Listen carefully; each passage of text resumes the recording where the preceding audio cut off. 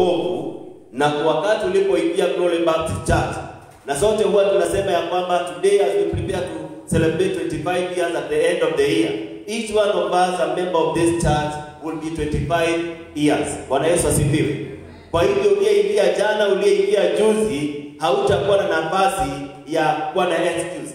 Ni uingie katika nafasi ya huduma. Waliobatizwa on Saturday, ninakumbuka tukielezewa tena ya kwamba mbeleni mlikuwa mnaingia tu kanisani, lakini sasa vile mmepokea Yesu kama Mwokozi wa maisha ya kila mmoja wenu, na pia mmepata nafasi ya kubatizwa, now you can deploy yourself. Hapa mnaweza ingia katika huduma. Na tukaambiwa jambo hili nilishika vizuri: tafuta kazi ambaye unaweza fanya nyumbani mwa Mungu. Na sina lingine sana naenda kuzungumzia, ni hilo tu ninatafutilia, kutafuta kazi unayoweza kuifanya nyumbani mwa Mungu. Bwana Yesu asifiwe. Employment means that someone else controls you, determines your salary. Employment inamaanisha kwamba wewe umeajiriwa, mshahara wako umetengwa, kwa hivyo hata jukumu zako zimetengwa. Wakati umeajiriwa kama accountant, hauwezi fanya kazi ya yule ambaye ni kwa kazi yake ni kusajili ama ni mwandishi. Aliyekuajiri ndiye anaamua kwamba iwapo wewe ni driver, hauwezi kufanya kazi ya mpishi kule jikoni. Kazi yako iko hivi na iko hivi na iko hivi. So your growth is also limited kulingana na jukumu yenye umepewa na aliyekuajiri. Deployment means, maana Mungu amekupa nafasi na umefahamu jukumu lako na kazi yako. Umekuwa ukisikia mwito na umekuwa ukijua kwamba ndani yako kuna nafasi ya kuhudumu na kuna mahali umeitwa na mahali pa utendaji wa kazi. Wote tumepatiwa. Bwana Yesu asifiwe. Unaweza niuliza, unasema nimepatiwa mahali pa kazi, ni wapi? Glory Baptist Church is the place where you have been given as your field of work. Bwana Yesu atukuzwe. Na ndani hapa majukumu na kazi ni mingi. So deployment means that you release what is in you and inside you. Tofauti ya employment kuna limitation. Deployment means kile kilicho ndani yako unakiachilia katika kufanya kazi. Lakini kuajiliwa, you only know ya kwamba kama kazi yako ni kwa kujenga kule nje, huwezi enda kufanya kazi nyingine yoyote. But when you deploy yourself in the service of God, unajipata ya kwamba unaweza ingia Jumapili ama Saturday na kutafuta huduma unayoweza ifanya nyumbani mwa Mungu. Bwana Yesu asifiwe. Kabla turejee katika lile neno, nataka tushike haya mambo ili niweze kuingia katika mambo ambayo inatuelekeza, ambayo Daudi anatufundisha. In other words, I want to say this. Yeah, you deploy the greatness the Lord put in you. You know, in Genesis chapter 1 and verse 28, tulipomaliza kuumbwa, Biblia inasema ya kwamba na Mungu akawabariki. Kumaanisha kuna baraka zilizoachiliwa ndani ya kila mmoja wetu wakati Mungu alipokuwa anaumba ulimwengu huu. Na wakati mwingine ni vizuri kuzifuatilia. Unapoingia katika maombi, unapotazama jinsi Mungu alivyokuumba, kumbuka alitamka baraka juu ya mimi na wewe alipoumba wazazi wetu wa kwanza. Unazifuatilia. Bwana Yesu asifiwe. Because you are given gifts, you are given talent. Maana alipoachilia baraka zile tulizaliwa pamoja nazo. Kuna kitu Mungu alipokuumba aliweka ndani yako.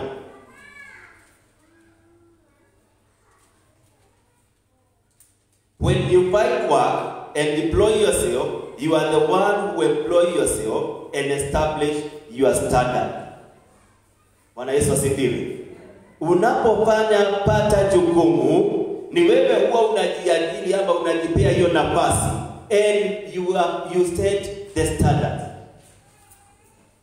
Aliyeitwa, for example, leo nikipewa jukumu na nisikie nimeitwa kuhakikisha kwamba nimeganisha madhabahu.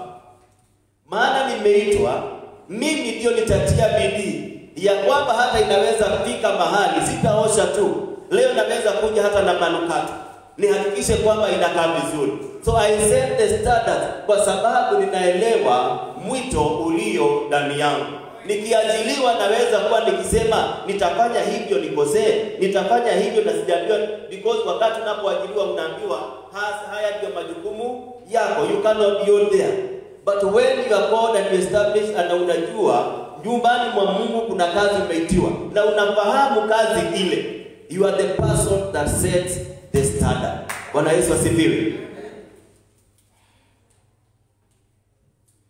People in their work and duty hate sunset because they want the day to be longer. Na nilibarikiwa sana nilipokuwa nikiangalia Proverbs 31 and verse 24. Na imenena mambo mazuri pale in Proverbs 31 and verse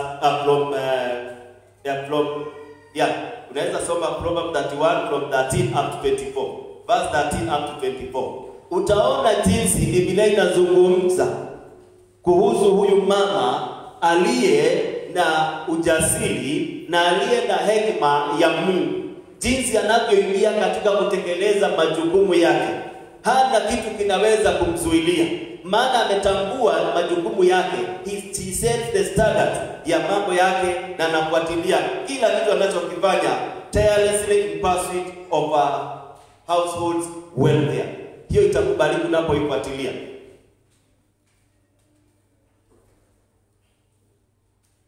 Ili niingie katika nafasi ya neno la Daudi. When you deploy yourself, you take up the risk. When you deploy yourself, unaposikia mwito, unakubaliana na hatari ama na risk iliyoko katika ile nafasi. Kwa sababu wakati mwingine kuna mambo inaweza kuja, nitaelezea pale mbele. But mpaka hapo nilitamani tuelewe ninamaanisha nini when I talk of deploying yourself in the service of God. Nilitamani kila mmoja wetu tuelewe inamaanisha nini kutafuta na kupata huduma nyumbani mwa Mungu na kujipa nafasi ama kutafuta nafasi ya kufanya ile huduma. Bwana Yesu asifiwe. Daudi, Biblia inasema ya kwamba amepewa jukumu pale mbele na baba yake. Katika wakati ule kulikuwa na Mfilisti mmoja ambaye alikuwa anaitwa Goliathi, na kambi ama wanajeshi wale wa Wafilisti walipenda kuleta vita na kuja kuangamiza wana wa Israeli. Wakati ule kulikuwa na mfalme alikuwa anaitwa Sauli.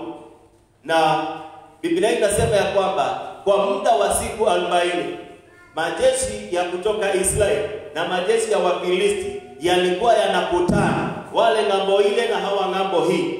Na hivyo Goliathi akawa kila wakati anajitokeleza na kusema yule ambaye ana uwezo ajitokeleze kujaribu kupigana na yeye. Na wakati huu Daudi ametumwa na baba yake, akaambiwa enda kule vitani, pelekea ndugu zako, walikuwa ndugu wake wakubwa watatu walikuwa kule vitani, wapelekee chakula na uende pia utetee ripoti ya kujua vile walivyo. Biblia inasema ya kwamba baba yake Yesu tayari alikuwa mzee, na kwa hivyo alikuwa na upendo wa kujua watoto wake wanaendeleaje katika ile vita. For a period of 40 days, mfalme pia akawa ametangaza ya kwamba yeyote atakayeweza kumua huyu Mfilisti nitampa nafasi kubwa sana. Kwanza ataoa binti wangu, tampoza binti wangu, na pia unaweza ona zile vitu aliahidi. Na ukumbuke wakati hii Daudi ni mtu mchanga. Kwa hivyo hata kama kuna zawadi inapewanwa ya kupoza binti, I believe that was not the driving force ya yeye kuingia katika ile vita.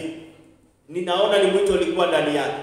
Biblia inasema vizuri ya kwamba alipoingia katika zile vita, akawa amewaona ndugu zake. Alitii kile alipokuwa ametumwa kukifanya, akaacha chakula pale mlangoni, akaja akawaona ndugu zake, alafu akaanza kusikiliza sauti za watu. Biblia inasema walianza kusema ama wakarudia maneno waliokuwa wakisema, maana tayari Goliathi amejitokeza, na wakaanza kusema kwamba kuna kitu ambacho tumeahidiwa. Biblia inasema vizuri ya kwamba Daudi alipoingia mahali pale, jambo lile lilimuudhi. ya kwamba Mungu wake anaweza dhihakiwa. Bwana Yesu asifiwe. Jambo lile liliguza kwa sababu Mungu wa Daudi amedhihakiwa, mafuta aliyokuwa ametiwa yakachemka ndani yake. Bwana Yesu asifiwe.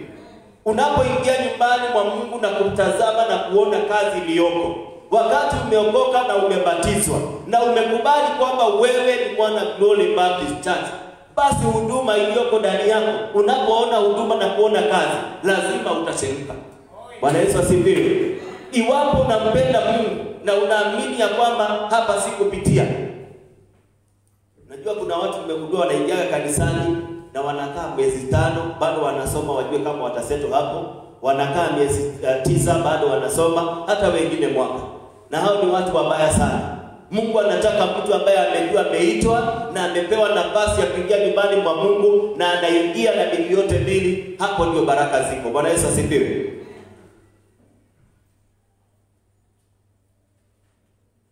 Basi Daudi aliposikia mambo haya, neno likamfikia mpaka mfalme Sauli. Na alipomfikia mfalme Sauli, yeye pia naye kama mfalme kwanza alimwambia, hautaweza, ungali kijana mdogo. But I'm happy because he knew what was driving him was not the size of his body, but the power that was within him, ambayo ilikuwa ni nguvu za Mungu na zikawa ziko tayari kubariki. Sasa I have 3 points that I would want us to note. Tayari tumesomewa lile neno na sitalirudia tena, but I'll be picking a verse or 2 from there. Jambo la kwanza, for one to deploy himself for the service of God, it demands trusting God for the opportunity he has given you. Bwana Yesu asifiwe. Wapendwa, kuwa nyumbani kwa Mungu Jumapili ya leo, si juzi, hata leo vile tumekaa, ukweli ni kwamba it's another opportunity that God has given us. Hata kuja kuleta sadaka zetu, hata kuja kukaa hapa usikie neno la Mungu, hata kuja uingie kanisani. Ni mara ngapi watu wamejiandaa kwenda kanisani hawapati nafasi? Ni mara ngapi watu wanajipanga na kupanga mambo lakini hayafikiani? Jambo la kwanza ni kugundua ya kwamba wewe kukua umeamini na umempokea Yesu kama Mwokozi. It is an opportunity to serve God. Bwana Yesu asifiwe. So for one to deploy himself for the service of God, it demands trusting God. Daudi wakati anapoenda kusema kwamba Mungu wake hatadhihakiwa, yeye alisema na akakumbuka, wakati nilipokuwa nachunga mbuzi za baba yangu, kuna wakati dubu ilikuja, kuna wakati simba ilikuja na niliweza kuua. Akakumbuka kwamba Mungu aliyenipa nguvu za kuua wale wanyama, atanimaje nguvu ya kumaliza huyu anayemdhihaki Mungu? So Daudi anapotazama kwamba I want to trust the God, the very God aliyenipa nguvu, Mungu aliyenipa uwezo wa kumalizana na wanyama kule msituni. Na unajua nini? Kuna uwezekano alipoua wanyama kule msituni, akakuja hapa akasema, nimewaua wanyama na nimefanya hivi nikichunga mbuzi za ndugu zangu na za jamii yangu. Kuna uwezekano kufika nyumbani hawakutambua. Unajua kwa nini hawakutambua? Alipokuja hapa wakati ametambua Mungu wake anadhihakiwa, yeye madugu zake walianza kumwambia, sasa wewe we know how wicked you are. Ni nini imekuleta tena hapa? Hawakuona jambo la msaada ndani yake. Hawakufahamu anaweza kuwa wa msaada. In fact Biblia inasema ndugu yake yule mkubwa amemwambia, si wewe unafaa kuchunga hizo kondoo kidogo tu. Baba amesema mbuzi kidogo. Angalia kwa Biblia. You are not able to do anything much, anything big. Tayari walikuwa wamemlaito. Na ndiposa anapokuja wakaanza kujiuliza, huyu anatuletea aibu gani? Lakini nafurahia mtumishi wa Mungu Daudi, ambaye Biblia inasema ya kwamba inamtambua kama a man after God's own heart, ya kwamba alipopata Mungu wake anadhihakiwa, because that was the thing that ilikuwa inachemka ndani ya moyo wake, akasema niko tayari, niko tayari. If you trust God for the opportunity amekupatia nyumbani mwa Mungu, then you will deploy yourself na uanze kufanya nyumbani mwa Mungu huduma. Bwana Yesu asifiwe. Ni makosa, na nitarudia tena, ni makosa kwamba unaweza kuwa Glory Baptist Church for this period na bado hujatazama na kutafuta jukumu lenye unaweza furahia na kumtukuza Mungu nalo. Bwana Yesu asifiwe. It is not just enough kuja kuleta sadaka zetu. It is not just enough kuja na kukaa. Ni vyema because we need this fellowship, but we need a fellowship of co-workers. Bwana Yesu asifiwe.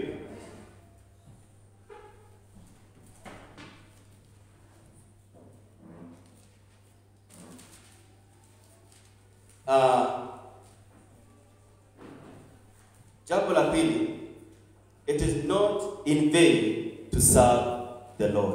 Bwana Yesu asifiwe. Biblia hata imeturudia mara kadhaa na imezungumza hilo jambo katika Wakorintho wa kwanza 15 mstari wa 58. Tukihimizwa ya kwamba kumfanyia Mungu kazi, it is not in vain. People may not see, people may not realize. Hata wengine wataweza sema unajionyesha. Hata wengine wanaweza sema maneno ambayo wataweza kusema. But nataka nikuhimize mpendwa, when you deploy yourself, because wakati umejideploy, you go to full throttle, unafanya kazi kabisa. Nataka nikwambie, it is not in vain to serve the Lord. Yeye mwenyewe ametuhakikishia, yeye mwenyewe amesema hivyo. Daudi hata wakati anapoingia kufanya ile kazi na kusema atapambana na Goliathi, jambo la kwanza alikuwa anajua Mungu wake anapomtumikia kuna baraka zinazoambatana na kumtumikia. Bwana Yesu asifiwe. Wakati mwingine unapotazama kile, you see, Jesus died on the cross and we shall be celebrating Easter wiki ijayo ama wiki hii. Wakati alipojitoa msalabani, alimaliza kila kazi ambayo alikusudia iweze kufanyika kwa sababu ya maisha yetu. When the Lord calls you, he also provides the provision for your calling. Bwana Yesu asifiwe. When the Lord calls you, pia anapeana mahitaji yanapoambatana na huduma. Wakati mwingine unaweza kuona kama ni jambo lizito, ni jambo ambalo linakuuliza ninafanya hivi, but hold on, usikupe moyo. Only for a little while there shall be some relief. Bwana Yesu asifiwe. Na si relief inayotokana na mtu, hii ni relief ambayo inatokana na Mungu mwenyewe. Anakutazama, anaona huduma na moyo ulio nao wa huduma, anaachilia baraka ambazo hazieleweki, hazifahamiki. Watu hawatafahamu, hataelewa, lakini kibali chake na baraka zake zinakuwa juu ya maisha na moyo wako. Anapotuambia it is not in vain, it is written in his word, we can only believe him and work for him. Bwana Yesu asifiwe. Jambo la tatu, when you deploy yourself to service of God, you become the voice of God, a voice of hope. Bwana Yesu asifiwe. Hili jambo linibariki moyo wangu. When you deploy yourself to the service of God, you become the voice of God, a voice of hope. Kabla sijasoma mstari wa 32 katika mahali ambapo tumesoma, nataka nikurudishe hapa hata kwetu kanisani. Wakati umekubali, kuna mara mingi tumejipata katika mikutano, tunakaa tunazungumza jambo. Na wakati tunazungumza jambo lile, mara nyingine unapata tunatafuta suluhisho. Lakini mara moja Mungu anapotumia, unasema jambo na katika ule mkutano linakubalika na wote. Bwana Yesu asifiwe. That is the list of the ways I can explain how you can become the voice of God. Wakati umeingia katika huduma na umejipeana katika huduma na unakubali kufanya ile kazi, mara mingi Mungu atakuwa akitumia ujumbe na sauti yako ili kufahamisha wengine jinsi angependa jambo fulani liweze kufanyika. Wakati Daudi alipokubali kuweza kupigana yule Mfilisti, watu waliowapata walikuwa wamekwishiwa na matumaini. Walikuwa ni watu ambao hawaoni kesho. Maana siku 40 mnakuja kupigana na mtu na kila wakati akisimama nasema jaribuni kuja. Hakuna yeyote angeweza kwa sababu angewaua. Unajua Daudi alipofika katika mkutano ule alisema nini katika mstari wa 32? Na hapa sasa anazungumza na mfalme.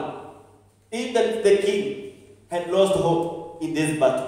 But this is what David said as a voice of God. David said to Saul, "Let no one lose heart on account of this Philistine. Your servant will go and fight him." Bwana Yesu asifiwe. Na hapo ndio kanisa ningependa kuwahimiza. Wakati umekubali na kujitolea katika huduma na kazi ya Mungu, when there is no hope, you become the voice of hope. Wakati umekujipata ya kwamba watu wamekosa kuendelea, unaposimama unasongesha watu. Nilikuwa naangalia Biblia, nikaangalia watu kama akina Nehemia. Wakati ukuta wa Yerusalemu umebomoka, ambapo alafu Yeremia anasikia sauti ya Mungu na anajitolea, he deployed himself to the service. Anaingia na kuambia wana wa Israeli, we can rebuild the wall again. Bwana Yesu asifiwe.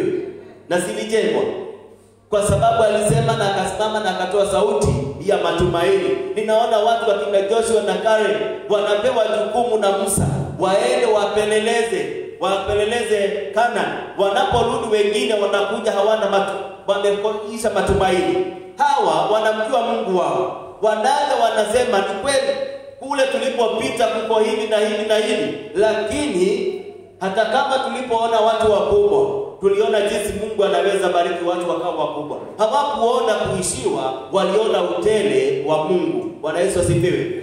When you deploy yourself to the voice of God, you become like Tabitha. Wakati akina mama wamepoteza watoto mabwana zao, yeye anashughulika na kuwashonea manguo, anawapa matumaini. Hakubali waone kuisha kwao, anafanya waone uzima na kuendelea kwao. Bwana Yesu asifiwe.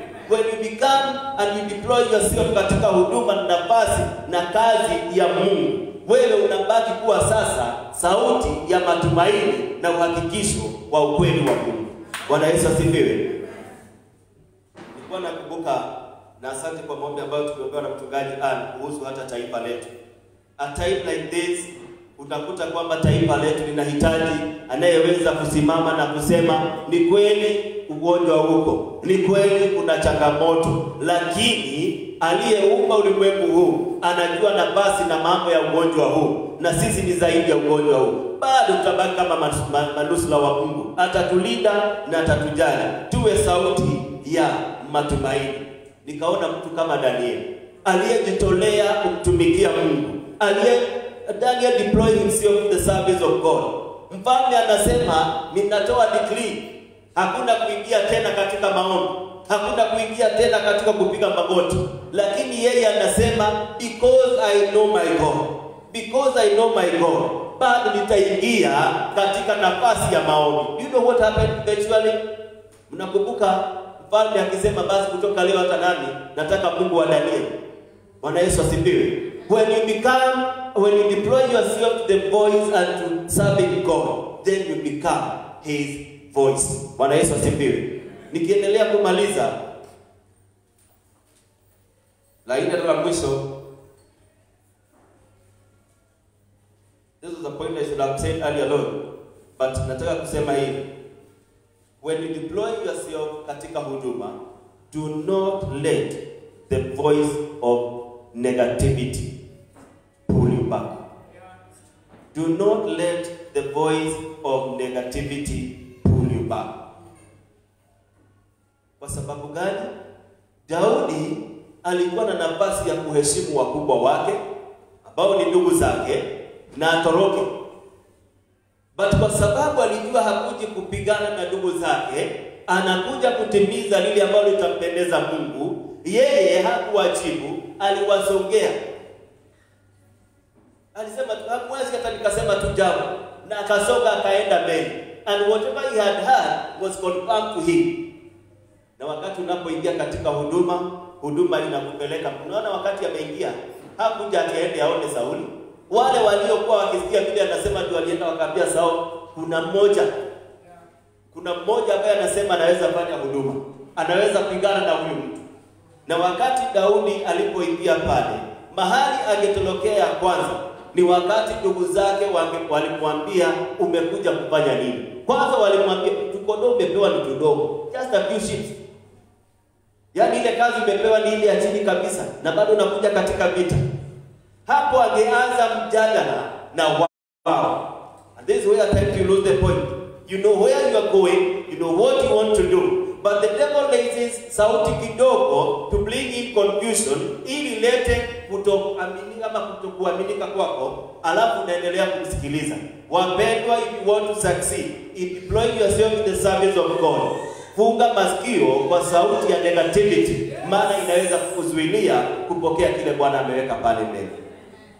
Tunapokimbizana na ahadi ambazo Mungu ametuwekea, tunapokimbizana na baraka ambazo Mungu ametuwekea, we can only do well tunaposema ya kwamba I know ya kwamba nitaweza Mungu hapa, nitaweza Mungu hapa, lakini I'm focused katika jukumu ambalo Mungu ameweka ndani ya moyo wangu. Bwana Yesu asifiwe.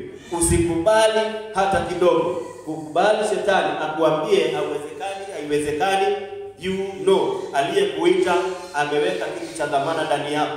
Then because of that right that was put in you, tia bidii. Nikimaliza niseme hivi, you cannot silence a person who is walking and working on his call in the ministry. Bwana Yesu asifiwe. You cannot silence a person who is walking and working on his call in the ministry. Bwana Yesu asifiwe. Wale wote ambao huwa wanasema nimekwazwa wanatoka wanaenda. Niseme hivi leo, they do not know why they are in the ministry. But if you know for sure where you are and working and walking, hautaachana na nafasi ambayo umepewa na mwito ambao Mungu ameweka ndani yako. Utapambana, utagengana. Ndio naona Daudi madugu zake wanapomwambia wewe rudi, yeye anagengana na kujua kwamba there is something unique in me. There is something I can do. I can do exploit, and this is the moment I can do. Na nilisema hapo awali, Daudi alikuwa anasikia Mungu wangu hawezi dhihakiwa. Mungu wangu hawezi dhihakiwa. Mimi nitapambana, nitajitolea. Aliyenipa nguvu ya kuua simba kule, ninakuja na nitafanya jambo ambalo ameweka ndani ya moyo wangu.